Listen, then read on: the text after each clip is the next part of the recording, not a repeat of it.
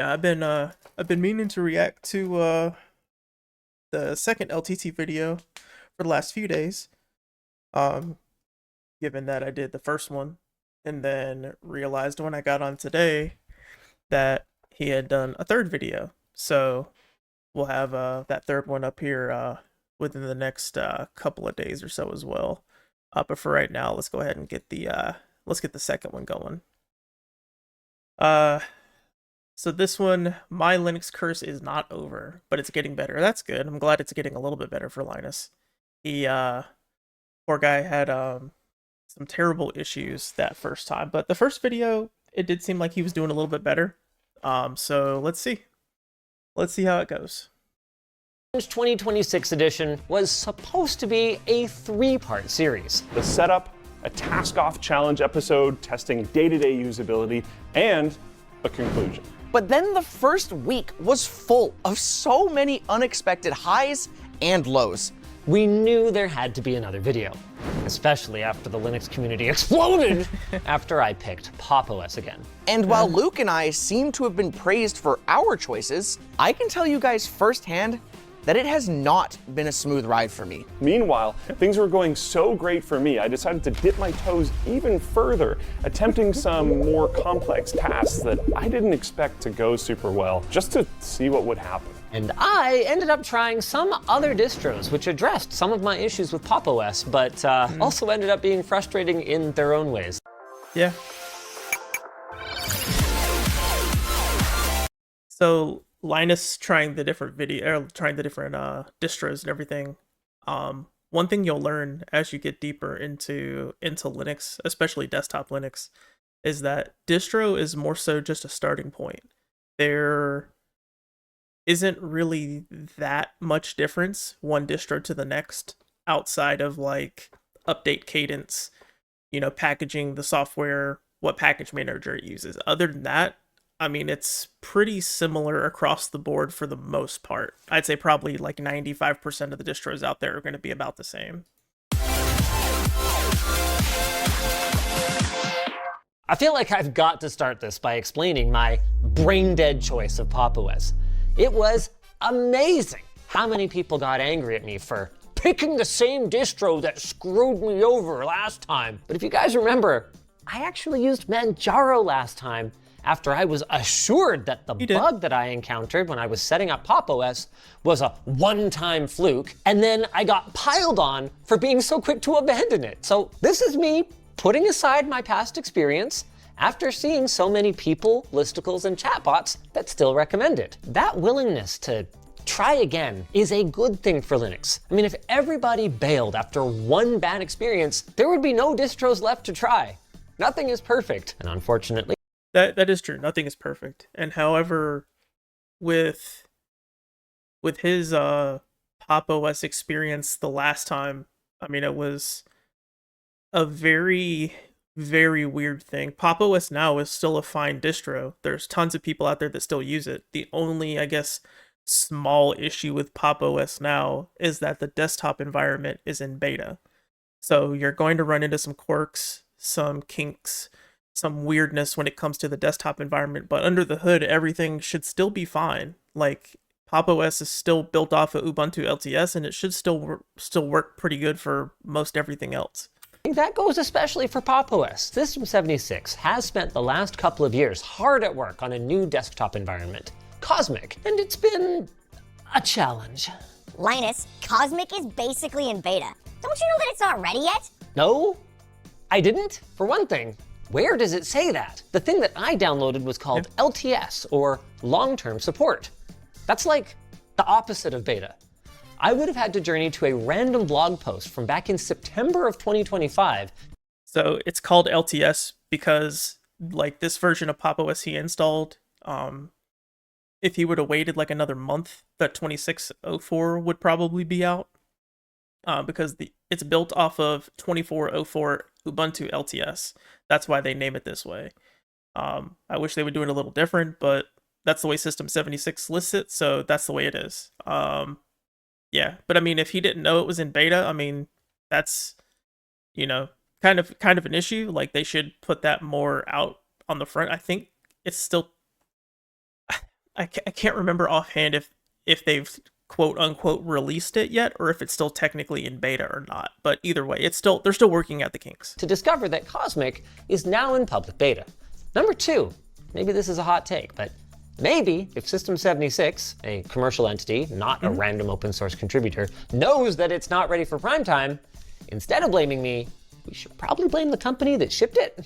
And you know what? Yeah, I could have come across some of the Linux YouTube channels that have highlighted these issues. But a key element of the Linux challenge is highlighting that unless you know to ask the question, is this distro's desktop environment in beta?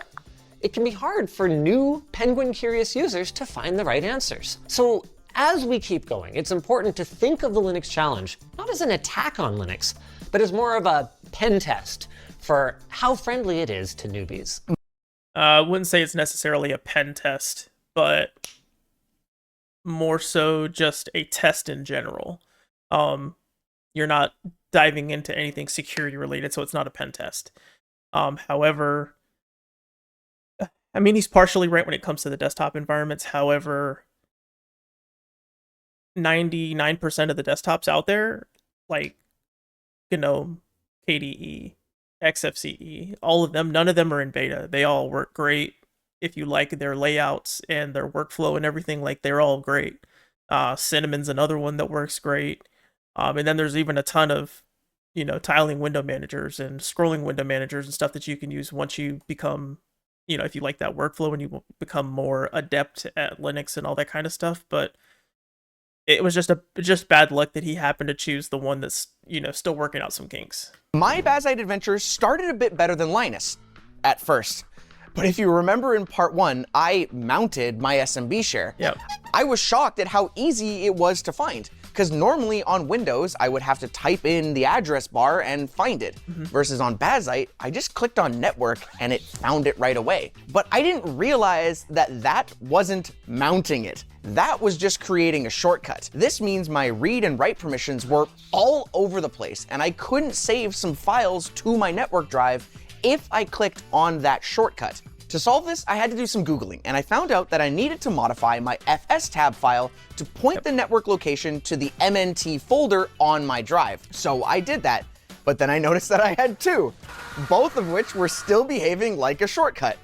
I tried at least a dozen different options in order to mount the share correctly, none of which ultimately succeeded, or should have even been necessary if you ask me. Opening context menus on icons, shortcuts, or applications is a great tool, and it seems like a big oversight on the Bazite team to not include a quick mount option that just works. Instead, I want to fstab myself in the head. Meanwhile, I was having...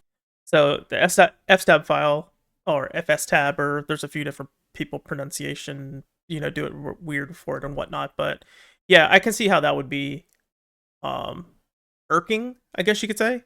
I don't really use network drives like that. I have a Nextcloud server that I use, but I connect to it via the web, so I don't worry about any of that kind of stuff. I mean, he has valid criticisms of it for sure. I haven't used Bazite personally myself, but I mean, I've heard plenty of good things about it, so I think that might just be like some little quirks kind of things that he's having with it, but let's see how Luke's doing with Cache.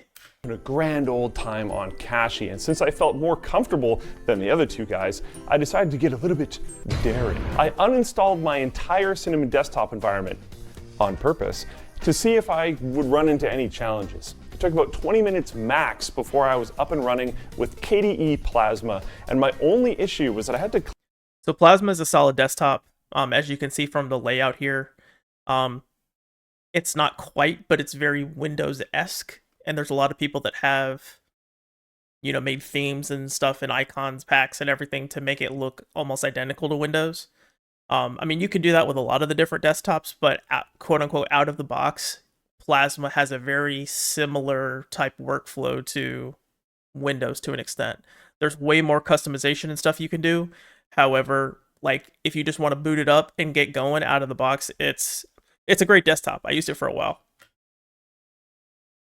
Clean up some small things left over from Cinnamon, like an additional sound icon that was in the bottom tray, because I had 2 sound icons and they could conflict and stuff, and that was honestly also really easy to do, so no big deal. As for my gaming adventures, my first real challenge in this Linux challenge was probably my own fault. I had read some stuff online saying that I could do it, but I think I was trying to be a little bit more optimistic than realistic. I had a Windows game drive previously that I just kind of left alone and tried to use on Linux, which means that it was formatted in NTFS. I just added it to my Steam library in Linux and tried to go. All my games showed up perfect and everything seemed fine at first. Some games even ran okay. But I started to notice some glitches, and even some games that I had freshly installed on that drive just wouldn't work. It would just, you click play and it just wouldn't launch sometimes. It turns out that while Linux can still use NTFS, and there's been some ongoing development to make it even smoother, even since we started this challenge, I can say in my experience, it was kind of rough, especially when used with Proton. Proton doesn't seem to like it. So in my opinion, if you want to play games off of an NTFS drive, just don't, at least not right now. Yeah, I agree. So the ironic thing is that NTFS stands for New Technology File System when it's been out for like 30 years now, or 20 some odd years, give or take.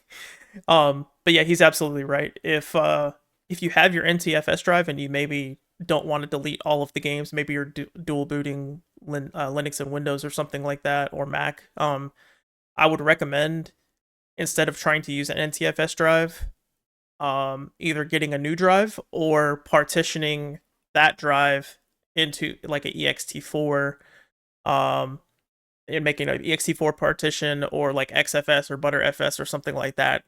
Linux is going to handle it much better.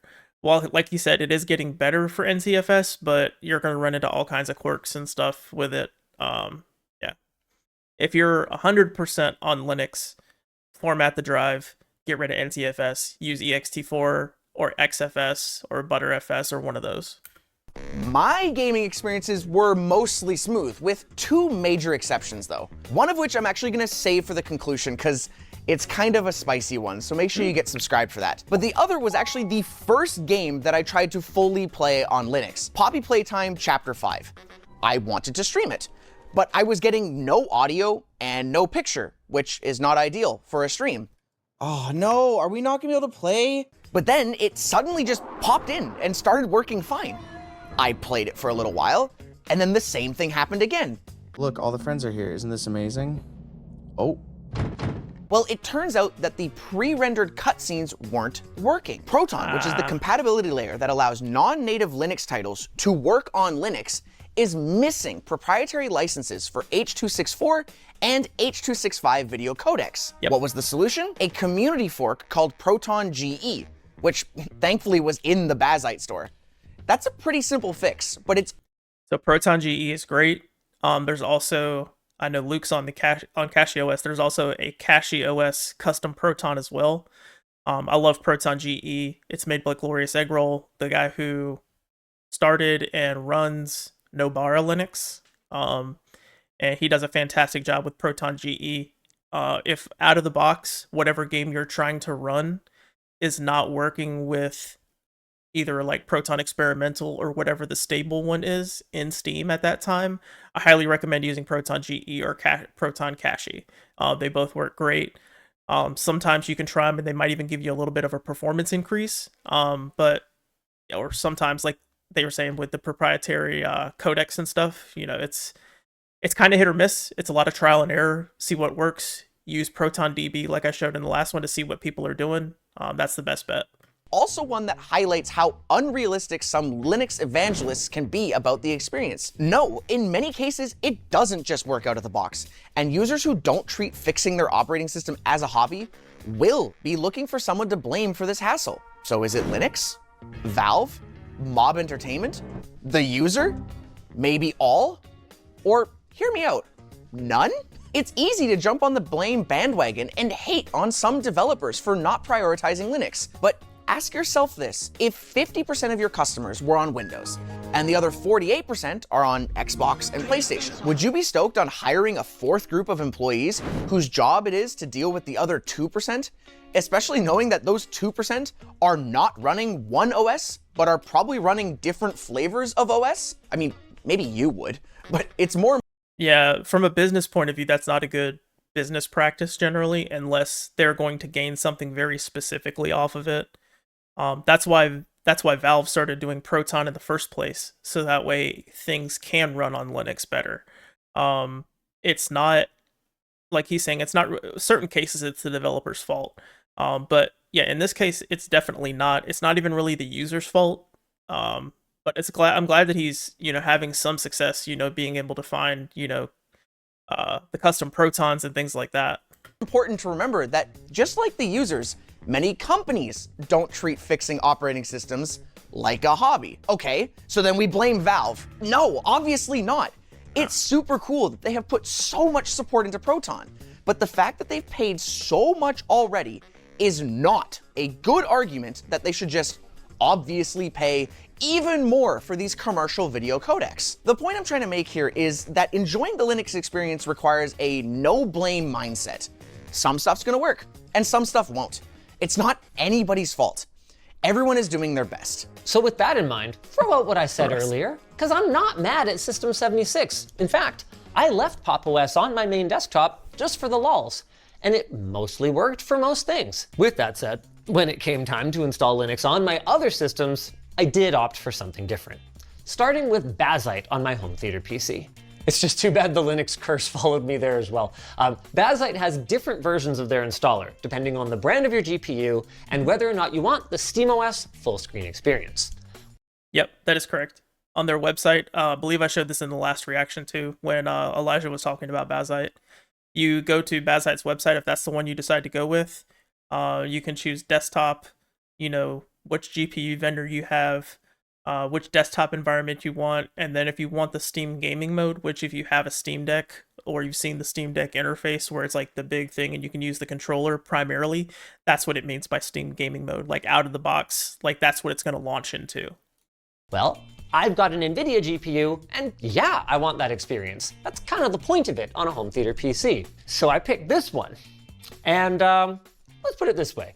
The Bazzite team feels that I should have known the one that I selected would result in a completely unusable experience.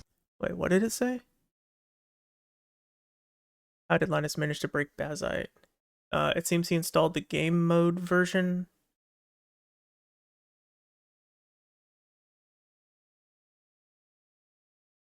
Okay. So, I mean, if they have yeah, I get his point, but I also get their point. Like, they have a thing saying that, hey, it's in beta right now for NVIDIA.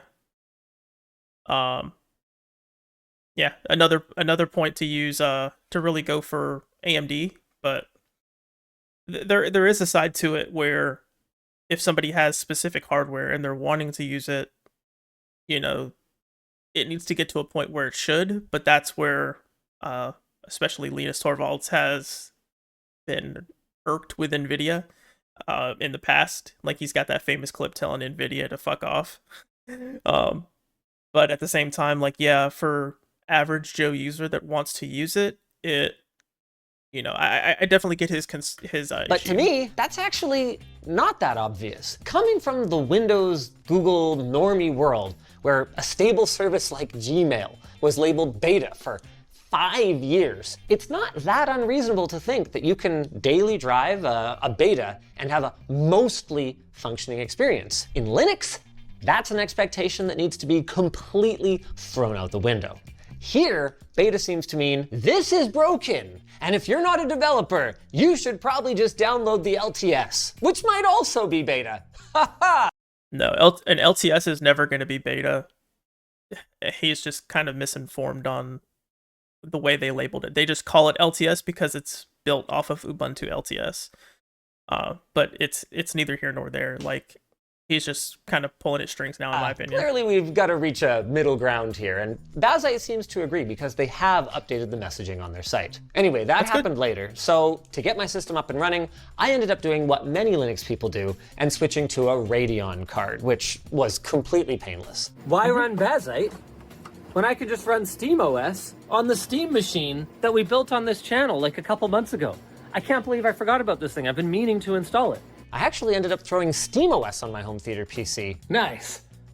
Okay, is it a bit of a hack to just switch out your hardware? Yes, but also no, because a lot of Linux gamers would go out of their way to choose compatible hardware in the first place. So I'm pretending I did that. First, I want to see how well So yeah, compatible hardware is a huge thing, number one. Number two, I will say, I can't remember if that's an actual Steam machine or if it's one that they just kind of put together. Valve has like specifically states on the SteamOS site that it's only tested and workable on Steam hardware.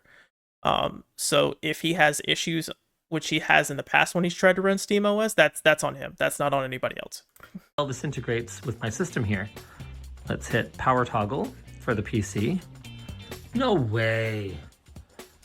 Did Valve seriously bake in support for this old Microsoft IR receiver? Which was child's play to get working, and it's been kind of awesome from the couch. Nothing further to report there. As for my laptop, I decided it was finally time to practice what I preach and go for good old-fashioned, trustworthy Ubuntu. Sort of. Kubuntu is actually Ubuntu, but with the KDE desktop environment, which I find quite... Yep, so just like he said, Kubuntu is literally Ubuntu, but using the KDE desktop. Regular, or vanilla GNOME as people will call it, or vanilla Ubuntu, ships with GNOME, excuse me. Kubuntu is the exact same system under the hood, but ships with KDE Plasma as the desktop instead. There's other flavors too, like there's an Ubuntu Cinnamon, there's Xubuntu, which is Ubuntu with the XFCE desktop, Ubuntu Budgie, a bunch of different ones too. Comfortable to navigate, sort of. I mean, first I have to get to the desktop, and day one was kind of terrible. After completing setup, it just black screened, and it sat there for hours. And I was like, come on, man, this is ridiculous. Then I came down in the morning, and it was like Santa had visited, because it was magically sitting at the login screen, and it's been downright pretty solid ever since, with a bit of a learning curve. For example, I did run into issues getting some applications to work due to downloading the wrong package. Debian packages, snap packages, and Flatpaks. Yeah, so that's one of the big issues when it comes to Ubuntu in general. They're very hard pushing snaps right now, which is like their own proprietary version of packaging the software. A lot of people are very peeved by it. I'll just say that. A lot of people have went away from Ubuntu and Ubuntu-based distros because of that, or like Ubuntu flavors more so, because specifically of snaps. However, if you don't have a problem with snaps, Ubuntu's fine. Kubuntu is fine. Like all of it's really not that big of a deal. The only issue with snap packages is that sometimes there's a bit of a performance hiccup, which I mean is the same with Flatpak. You get like a little bit of performance hiccup sometimes because they're supposed to be like universal packages, like they can run on any Linux system, not specifically like APT. APT is Debian based systems, which is Debian. You got like MX Linux, Ubuntu, Linux Mint, etc., etc. So there's going to be a little bit of a hiccup when it comes to performance, but still, for most everybody, it's not that big of a deal. Will all work on Kubuntu. But I figured, okay, well, Debian makes the most sense since Kubuntu is based on Debian. But then after I installed OBS, I realized I had no option to select the display that I wanted to screen capture. The solution? Use the Flatpak installer, apparently. Okay, but where? The top result, as far as I can tell, doesn't convey that it's a Flatpak. Oh, right. I need to enable Flatpak search. Except that wasn't the solution either, because Wayland, which Kubuntu uses as part of its desktop environment, has a privacy thing built in that no-likey screen capture. Now, it can be worked around, but threads like this one are a great example of how troubleshooting can often be a guess and check experience, because there are like 5 different solutions in here, and I actually can no longer remember which one worked. Of course, though, it's important to point out that every problem that we're having with Linux can also be a problem with Windows. But the fact that microswap is also bad doesn't mean that we shouldn't be honest about issues or like level of tinkering required with Linux. Yeah, you should 100%, because if you're having the issue, there's a chance that another user is going to have the issue. Even so, like it might not be the exact same hardware, the exact same experience, etc. There is the chance that somebody else could have that issue as well. Laptop, for example, running Mint and a very simple use case of basically just loading a browser, hasn't required any tinkering this whole time and hasn't really had any problems. My desktop running CachyOS, I've intentionally tried to like put myself in harm's way and ran into some really complex scenarios that have been fun to diagnose and work through. But there are things that are quite simple on Windows and very easy to do that are more complicated on Linux. And that's okay. But trying to hide that fact in order to recruit more Windows users to join the community, I think does more harm than good, especially when they are, unfortunately, fairly often met with hostility from the community when they then run into these problems and are unequipped to deal with. I think there are some obviously extremely bright lights in the Linux community that bring a lot of hope and joy and fun to the whole experience of learning Linux, but there is a lot of negative communication on forums, on Reddit, elsewhere. It's very off-putting for new Linux community members, which we're going to be seeing a lot more of soon, to receive that type of energy. The biggest thing that didn't work for me was just software compatibility, but with some time and effort, I did manage to find either an alternative way to get the Windows native version working for my admittedly somewhat basic software suite. I did it. Yeah, so to comment on what Luke was saying, he's exactly right. Software compatibility is a big thing. Like, for example, a buddy of mine only uses specific software and plays games that only will run on Windows. Now, would it be smart for him to switch to Linux? No, it would not. However, if there is software that runs on Linux or software alternatives that that person is okay using, then yeah, they should be fine on Linux. But there is going to be some level of tinkering, and there is both pros and cons with both Linux and Microsoft Windows. Because, like, one of the big issues we always had on Windows was with drivers. Drivers were always a pain, especially when it comes to like printers. There's like a bajillion different printers out there. Anybody that's ever worked in IT, they know for sure when it comes to printer drivers and stuff, like they suck so bad. So yeah, there is pros and cons on both sides. Like there's some software compatibility, but there's also some issues when it comes to on the Windows side too. I use Adobe Premiere for editing, and one of the many fun ways that Adobe is kinda ass is that it just doesn't work on Linux. Now, I tried messing around with Bottles a bit, which allows you to run Windows software on Linux, but that was obviously still a no-go, which then sent me looking for alternatives. DaVinci Resolve has a Linux build, though it's only officially supported on Rocky Linux of all things. Yeah, DaVinci is great. There is a number of people that have worked on scripts and have done a lot of stuff to get DaVinci Resolve working on other distros that aren't technically supported. Like it says here, it's only supported on Rocky and CentOS, which is based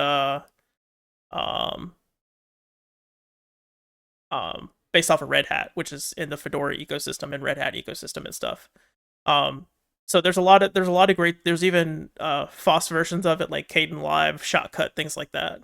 Still, Rocky Linux is a lot closer to Bazzite than Windows is, so maybe? And yeah, after 2 hours of trying, I got her up and running, but not the way I thought. See, I just tried installing it like a Windows application. Download and run. But Bazzite, as I learned, is an immutable operating system, similar to SteamOS. This means core operating system files and permissions are locked down in such a way that the user either can't screw them up, or they can, but then they'll reset themselves after a reboot. Unfortunately, this same lockdown applies to some software installers, which then means that they can't alter the files that they need to. The solution was for me to beat my head against a wall, until I found this 6-minute video about a simple command to run. Hey, software installed! But then I ran into the same problem as Poppy. Codecs. It's going to be codecs. I guarantee you. That's the big issue with DaVinci Resolve on Linux is codecs. Playtime. Depending on the file that I was trying to play or export, it wouldn't work. Frickin' curse you, video codecs. Yep. So I then tried Kdenlive, which is fine for basic editing, but if I want to be a power user, it's just not quite there yet. And for stills, neither is GIMP.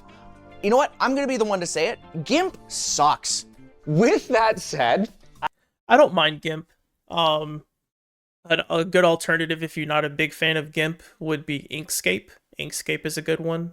Kden Live is fine. Like he said, you know, there is different things that you can install to make it better. I'm not, even when I used to use Windows back in the day, I was never a fan of Adobe products, with the exception of like Adobe Reader, but that's just me. Everybody's got their own thing. You know, use what you like. I still want to emphasize the gratitude that I feel, and you, Elijah, I know you feel it too, toward the open source community. Whether it's applications, or drivers, or Linux in general, the fact that people are stepping up against the corporate overlords who are limiting our choices, feasting on our wallets, and then spying on us for good measure is amazing, and it's admirable. However, context matters. And when we're evaluating, I noticed the monitor flickering back there. Yeah, I'm guessing it has something to do with sleep and probably Cosmic Desktop would be my guess. So yes, related to Pop! OS, but not 100%, because you can use the Cosmic Desktop on whatever distro you want as long as they have it in the repos. You can download it. Like I use OpenSUSE. I've tried Cosmic on OpenSUSE before. Like it doesn't have to necessarily just be Pop! OS. evaluating the experience of switching to Linux, we're doing so from a user perspective, and so we do have to point out things that might not be ideal. Just try to understand that it comes from a place of love and appreciation, not from a place of hate. Everybody involved in the Linux challenge today is rooting for Linux to succeed, and it's actually been really exciting to see so many social media posts of people who have joined the challenge alongside us, even though we didn't ask anybody to. But as exciting as all of that is, part of succeeding in this is taking off the blinders and being honest about the areas where things need to improve. And it's actually been pretty cool to see that some of our observations are already resulting in clearer documentation that's going to help pave the path for future users. Now, I know we're releasing part 2 like way past the 1 month point already.